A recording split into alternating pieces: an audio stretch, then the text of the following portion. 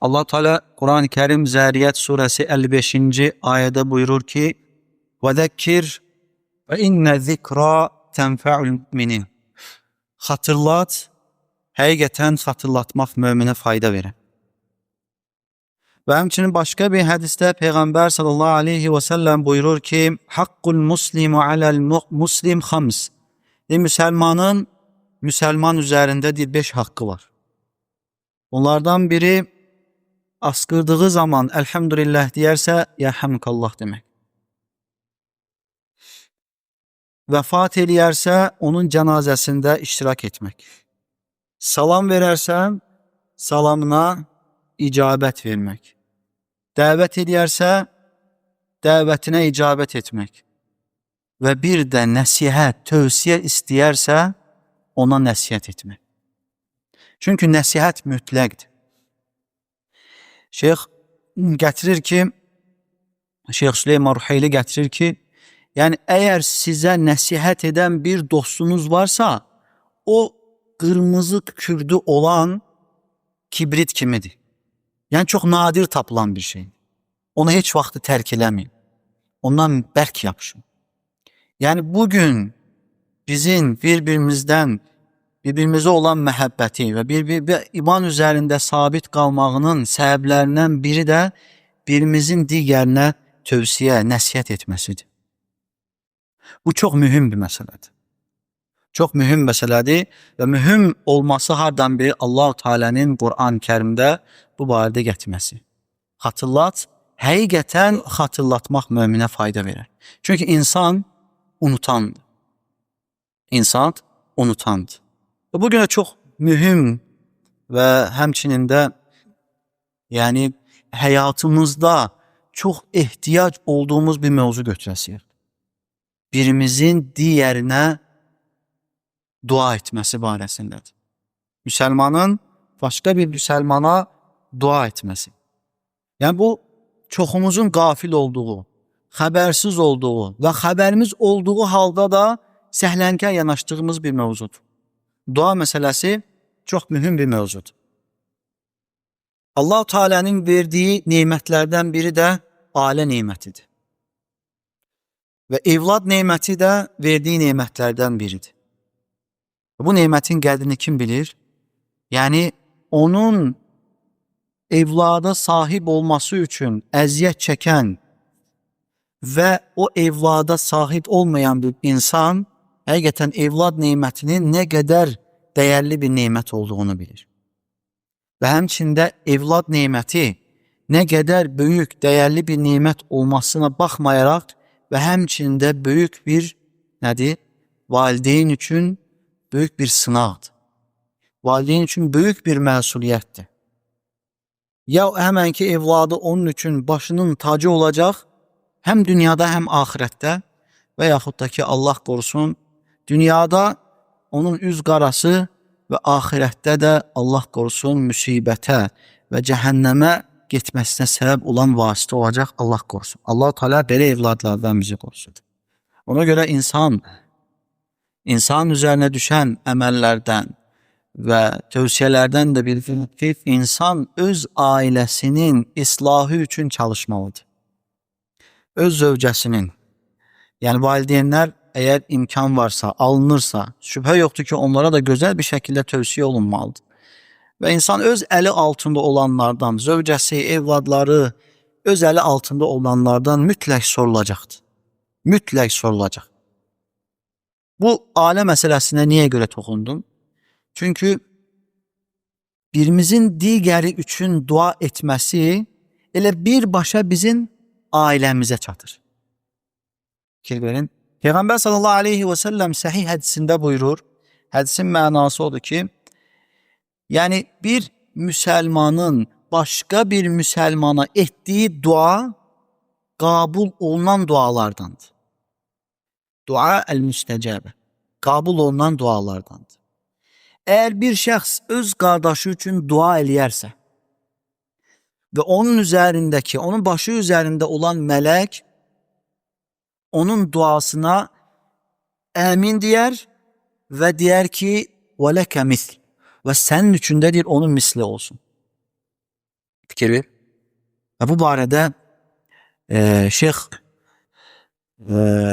Səhih Müslimin şərhində gəlir ki, və deyir ki, o vaxt sələflər özləri üçün bir şey istədiyi zaman bunu qardaşı üçün istəyərdilər.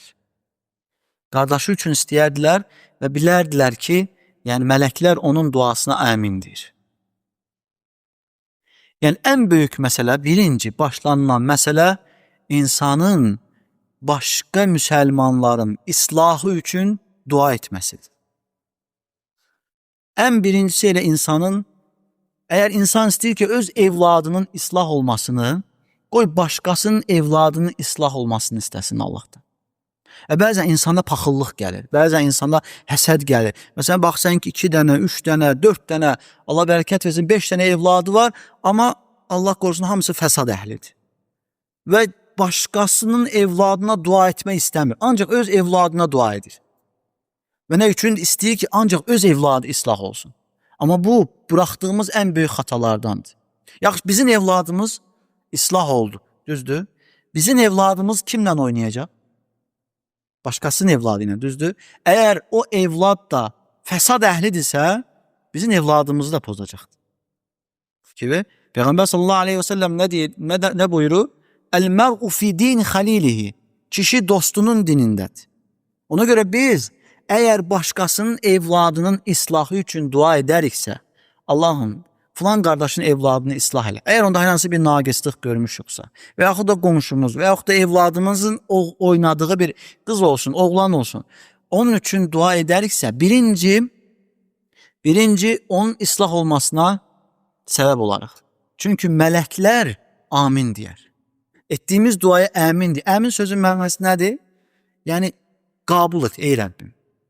Qabul et, ey Rəbbim. Və həmçinin də mələklər bizim evladımız üçün də dua eləyər ki, Allahım ona da onun mislini ver. Fikir verin. Deməli, bizim qardaşın evladına dua etməmiz, o qardaşın evladının salih olmasına və həmçinin bütün qardaşların evladlarının salih olmasına və həmçində öz evladımızın salih olmasına gətirib çıxardır. Və həmçində evladımızın oynadığı uşaqların da salih olmasına səbəb olur. Fikir ver, sadəcə dua. Allahım filan kəsin evladını islah et. Onu namaz əhli et, onu məscid əhli et, onu səcdə əhli et, onu Qur'an əhli et. Fikir ver, insan bəzən istəmir də, niyə görə öz evladıma yox da başqası üçün istəyir. Amma bu hədisə işləndən sonra insan həqiqətən də nə edir? Həvəslənir başqasının evladı üçün dua etməyə. Və həmçində fikir ver, bu sadəcə evladımızdır. Bəs əgər bizim zövcəmizdə bir xələl varsa, əmirlərimizə itaat etmirsə və Allahın əmirlərinə itaat etmirsə və hicabı tərk edirsə, namazları səhlənkar yanaşırsa, orucları tutmursa və fitnə fəsad əhlinsə, bəs onda necə? Və biz də həmçinin bu şəkildə nə edirik?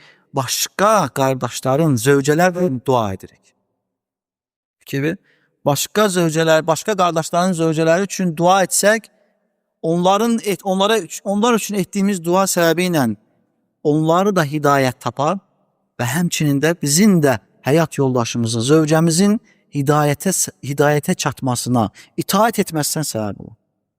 Fikir ver. Və həmçinin də fikir ver, qadın nə qədər salih olursa olsun, əgər o qadın fəsad əhli qadınlarla oturarsa, nə olur? Yenə onun əxlaqında nə olur? Naqislik yaranır. Baxırsan, iman əhlidir, ibadət əhlidir, niqab əhlidir, hicab əhlidir. Baxırsan ki, əgər ətrafındakılar fəsad əhlidirsə, müəyyən vaxtdan sonra niqab çıxır, müəyyən vaxtdan sonra hicabın rəngi dəyişir, müəyyən vaxtdan sonra hündür daban, ondan sonra evdən çıxıldığı zaman sürtmələr, ətir və sonra hicab çıxır. Fikir ver, səbəb nə oldu? Səbəb onun dostları oldu. Ona görə bizim onlar üçün dua etməmiz, həyat yoldaşımızın da sabit qalması üçün nədir? Səbəbdir. Yəni, çox böyük şeydir. Allahım, filan kəsin həyat yoldaşını islah elə. Ona hidayət ver. Fikir ver, ona hidayət ver. Ona haqqı göstər. Hidayət nədir? Hidayət haqqın görüb haqqı əməl etmək. Batil də batil kimi görüb batildən çəkinməyə müvəffəq olmaqdır. Yəni, fikir ver, hidayət budur. Yəni, hidayət, insan elə bilir ki, hidayət, yəni, bəzilərinə deyirsən ki, Allah sənə hidayət versin, yəni, belə pis-pis baxır. Yəni, inşallah bu mövzuya gələsiyik. Yəni, mən hidayət üzərində deyiləm. Yəni, insan təkcə dünyada yox, ahirətdə də hidayətə ehtiyacı var. Yəni bu məsələ mühümdür. Və həmçinin insanın öz qızı üçün, öz oğlu üçün, öz zövcəsi üçün və həmçində öz qonşusu üçün, qonşusunun islah olması üçün, yəni nə etməli? Başqa qardaşların, digər müsəlmanın qonşularının da islah olmasını Allahdan istəməlidir. Subhanallah, belə olduğu zaman Allahın izni ilə cəmiyyət islah olar. Belə olduğu zaman Allahın izni ilə yer üzündən fəsad yığılar. Və bundan səvahi də, bundan əlavə də insan dua etdiyi zaman nə qədər müsəlman varsa, onların savabını qazanır. Fikir ver. Və məsələn, insan dua edir. Allahum məğfirli, Allahım məni bağışla. Vəli valideyyə, valideynlərimi bağışla. Vəlil müminə vəl müminət, mömin kişi və qadınlar. Vəl musliminə vəl muslimət, bütün müsəlman kişi və qadınlar. Möminlə müsəlman fərqlidir. Hər bir mömin müsəlman, amma hər bir müsəlman mömin deyil. Çünki imanına görə. İnsan birinci İslam'a girdiği zaman İslam'a girir, müsəlman olur. Amma o həqiqi təqvaya çata bilmir. Fikir ver, bütün dünyadaki bütün müsəlman kişi və qadınlar hamısına nə oldu? Onlar üçün dua etdin. Və sonra nə deyirsən? Onlardan sağ olanları və həmçində ölmüşlərini bağışdır. İnsan bu dua ilə bir neçə 5-6 saniyə ilə subhanallah yüz binlərlə, milyonlarla savabı kazanır. Fikir ver. Milyonlarla savab kazanır. Nə qədər Adəm aleyhissalamdan ta bugünə qədər nə qədər müsəlman varsa, nə qədər mömin varsa, hamısının savabını kazanır. Ona görə şeyx gətirir ki, insan dua etdiği zaman paxıl olmamalıdır. Paxıl, yəni duada ancaq özünü düşünməməlidir. Qardaşı üçün də dua etməlidir. Və həmçində gəlir ki, əl-cəzəu min cinsil əməl. Yəni cəza əməlin cinsindəndir. Yəni mükafat əməlin cinsindən. Fikir verir ki, bizim qardaşlarımız var. Onlar artıq bərzəx həyatındadırlar. Yəni onların nəyə ehtiyacı var? Bizim duamıza ehtiyacı var. Bizim bir sözümüzə ehtiyacı var ki, Allahım filan qardaşı bağışla. Allahım onun qəbrini genişləndir. Onun qəbrini nurlandır. Fikir ver, bizim o duamıza həmənki qardaşın ehtiyacı var. Və biz dua etdiyimiz zaman onun oradakı sıxıntıları azalır. Fikir ver, sabah biz bərzaqda olduğumuz zaman, biz də onlar üçün dua etdiyimiz zaman başqaları da bizim üçün dua eləyəcək. Fikir ver, əl-cəzə, yəni mükafat olunan əməlin mislindədir. Yəni buna səbəb olacaq. Yəni başqalarına dua etməyimiz sabah da başqalarının bizim üçün dua etməsinə səbəb olacaq. Və ən gözəl dua insanın öz qardaşı üçün, yəni gizlində etdiyi duadır. Yəni hamı üzə deyə bilər, qardaş Allah səni bağışlasın, Allah sənin borclarını qurtarsın, Allah sənə kamil şəfa versin, üzə deyirsən. Amma istərsə insan üzə deyilsə, ixlas ola bilər. İnsan çalışıb onu ixlası əldə etməyə çalışar.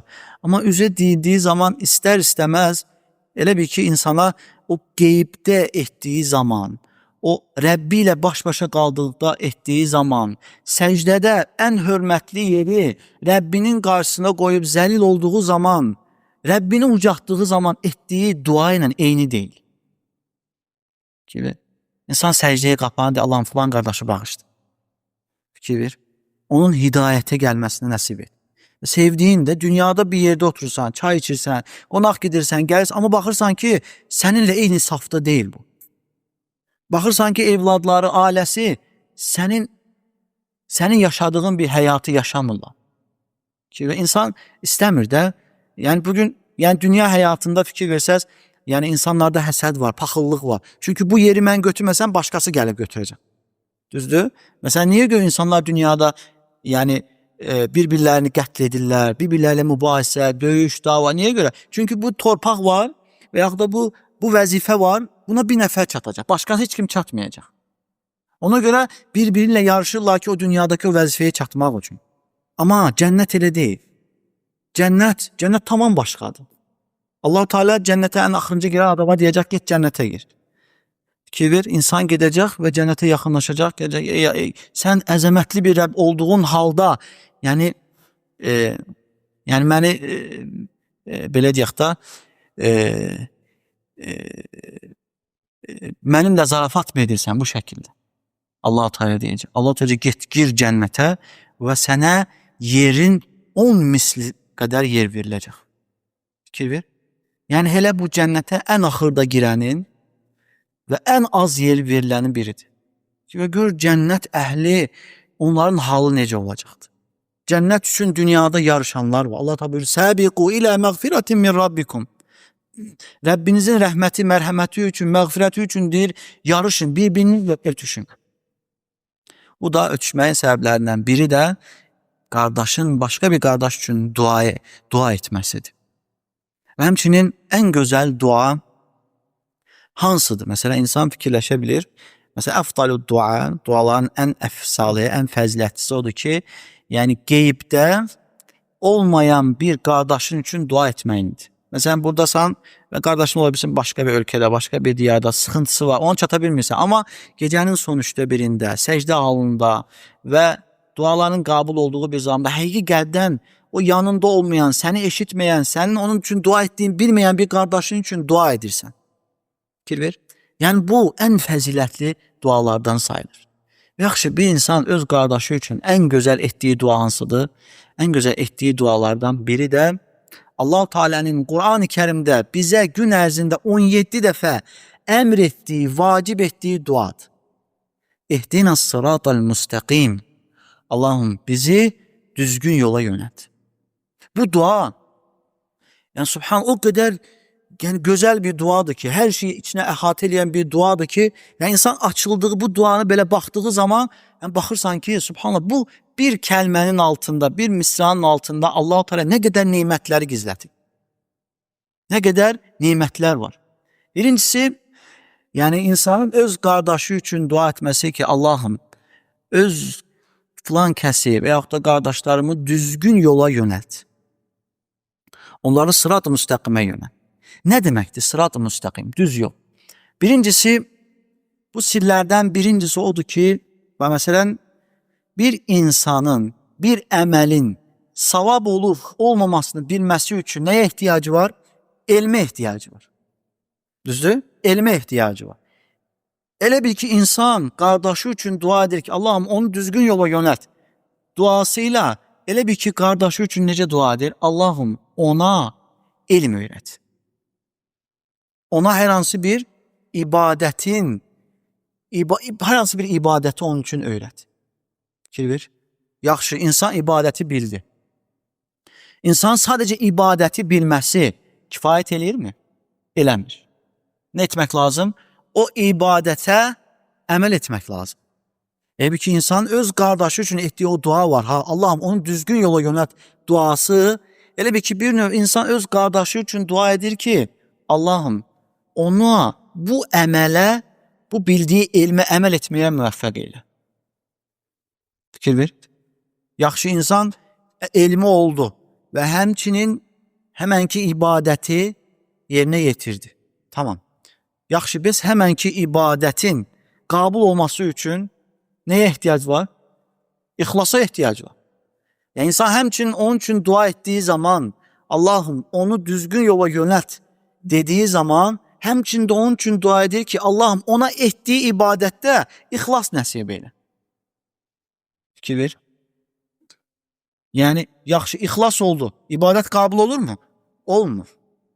Neye ihtiyaç var? Peygamber sallallahu aleyhi ve sellem sünnəsinə, tabiçiliyə ihtiyac var. Və həmçində insan dua etdiyi zaman qardaşı üçün, Allah'ım onu düzgün yola yönət dediği zaman, yani onun üçün elə bir ki dua edir ki, Allah'ım onu Peygamber sallallahu aleyhi ve sellem sünnəsinə, tabiçiliyə yönət.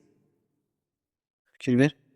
Ne kadar, yani subhanallah, bu kadar şeyler hamısı nedir? Sırat-ı müstakim. Allah'ım onu düzgün yola yönət sözünün altındadır.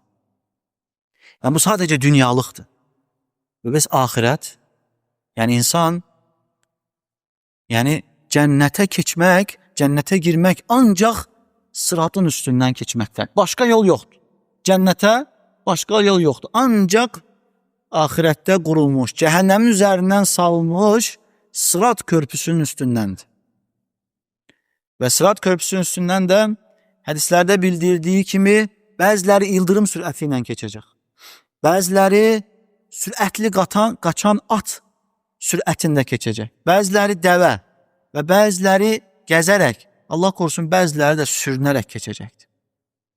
Yəni o Neye görədir? İnsanın dünyadaki hidayetine görədir. İnsan dünyadayken ne kadar hidayet üzerindedirse, ahirette sırat üzerinde olan sürəti de onun dünyadaki hidayetinin mislindedir. Fikir ver, eynidir.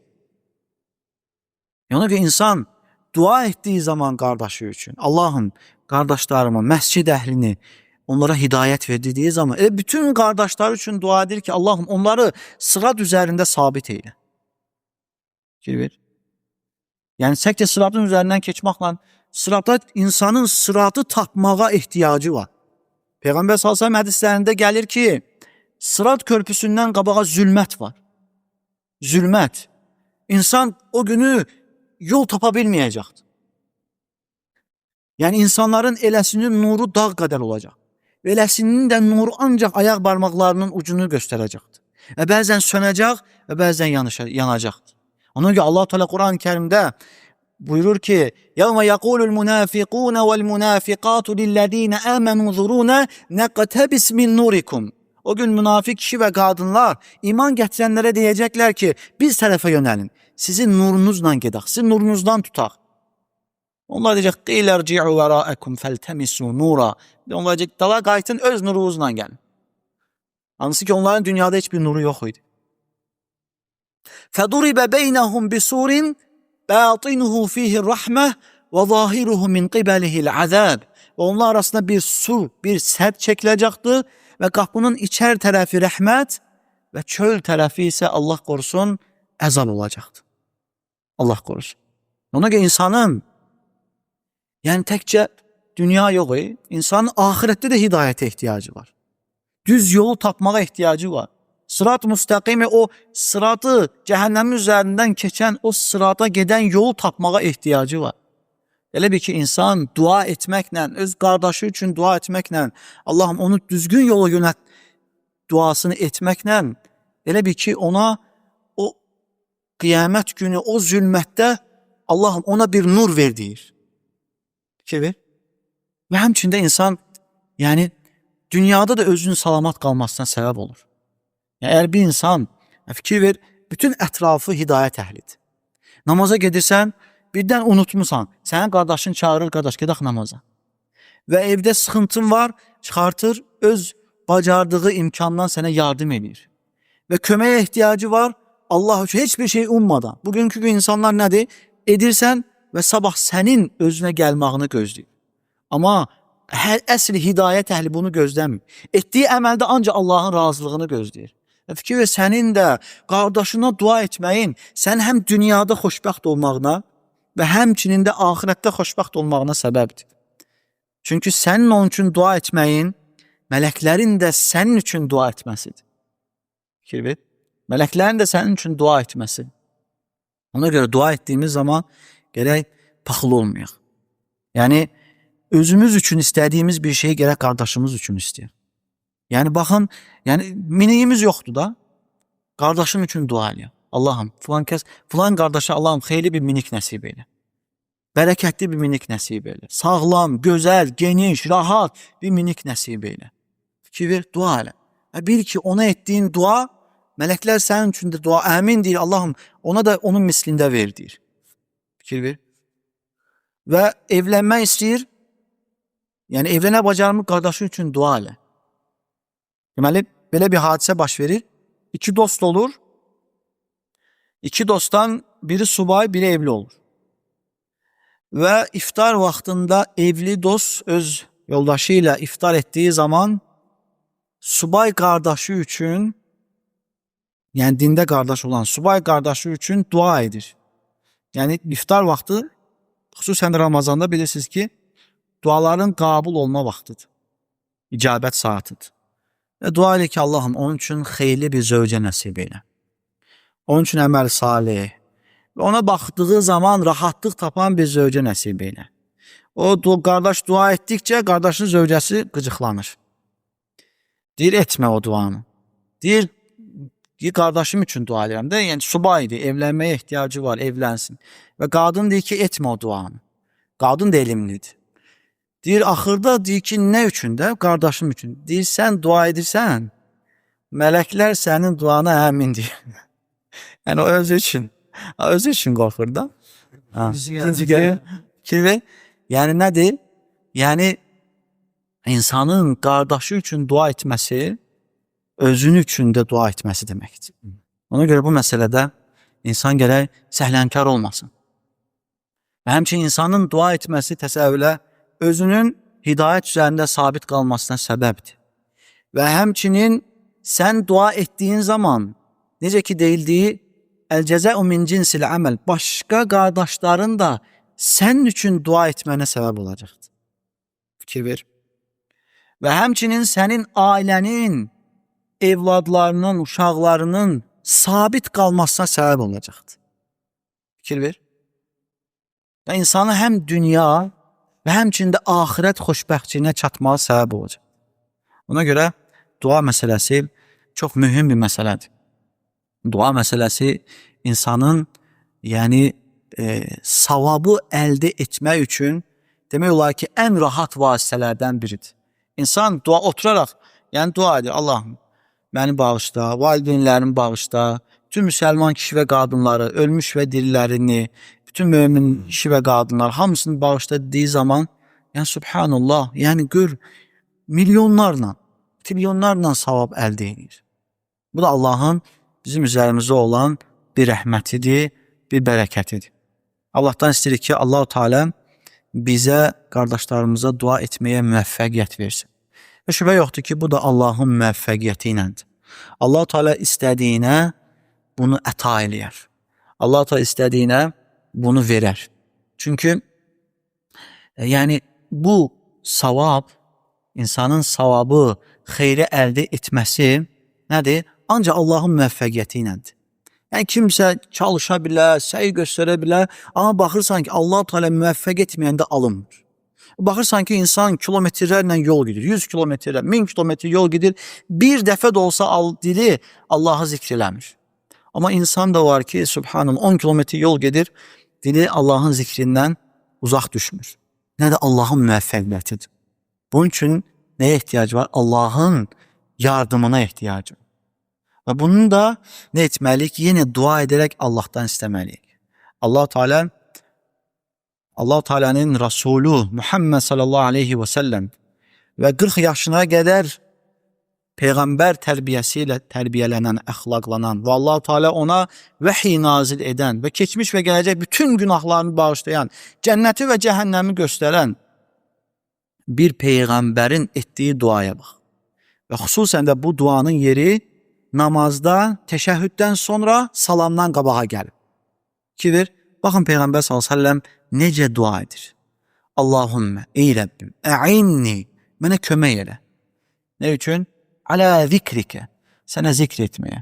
Və şükrikə, sənə şükr etməyə. Və husni ibadətik, və sənə gözəl bir şəkildə ibadət etməyə. Bax Peyğəmbər s.ə.v Allah'tan yardım istəyir. Nə üçün? Zikr etməyə, şükr etməyə, ibadət etməyə Allah'tan yardım istəyir. Biz onda bizim halımız necə? Bizim halımız necə? Qur'anı bəlkə də ayda bir dəfə açıb oxumuruq. İmanımızın təzələnməsinə gəldikdə isə dua edib Allah'tan imanımızın təzələnməsini istəmir. Biz onda bizim necə ola bilər ki, xeyirlərə müvəffəq olaq? Xüsusən də bugünkü günümüzdə, fitnə zamanında insan qapıdan çıxdı, qapıdan çıxmağa ehtiyac yoxdur. Əlinə telefon götürdü, artıq fitnənin düz ortasında. Belə bir zamanda imanımızın güclənməsi üçün və din üzərində sabit qalmağımız üçün nə qədər duaya ehtiyacımız var. Allah'tan istəyək ki, Allah-u Teala bizi haqq dini üzərində sabit eyləsin. Və Peyğəmbər s.ə.v etdiyi duanı edirik. Ya muqallibəl qulub, səbbit qulubənə alə dinik. Ey qəlbləri çevirən, sən bizim qəlbimizi dinin üzərində sabit eylə. Allahım, sən bizi, evladlarımızı, zövcələrimizi, qonşularımızı, qardaş və bacılarımızı, valideynlərimizi və bizim üzərimizdə haqq sahibi olanları və həmçində biz əlimizin altında olan, onların məsuliyyəti bizim üzərimizdə olan insanları düzgün yola yönəlt. Valideynlərimizi və bütün müsəlman bacı və qardaşlarımızı, mömin müsəlman bacı və qardaşlarımızı, onların sağ olanları və onların dirilərini bağışla, onlara rəhm eylə, onların qəbirlərini geniş eylə, Allah'ım nə qədər xəstə müsəlman varsa, onlara kamil, acil şəfa ver. Nə qədər borcu olan müsəlmanlar varsa, onlara borclarını ödəməyə yardım elə. Evladdan əziyyət çəkən və həmçinin də valideynin əziyyətinə məruz qalan nə qədər müsəlmanlar varsa, onlara sabitlik ver, salamatlıq ver. Allahdan istəyirik ki, Allah Teala bizi eşidib faydalanmaq nəsib etsin və günahlardan təmizlənərək bu məclisdən ayrılmağı və sorğu-sualsız olaraq Firdevs cənnətinə daxil olmağı, Peyğəmbər s.ə.v-in havuzu başında su içməyi və Allahın cəmalına baxmağı Allah bizə nəsib etsin. Əmin. Subhanəkəllahumma və bihamdik. Nəşhədu ən la illə ənt. Nəstəğfiruka və nətubu ileyk. Selamun aleyküm və rəhmətullahi və barakatuhu.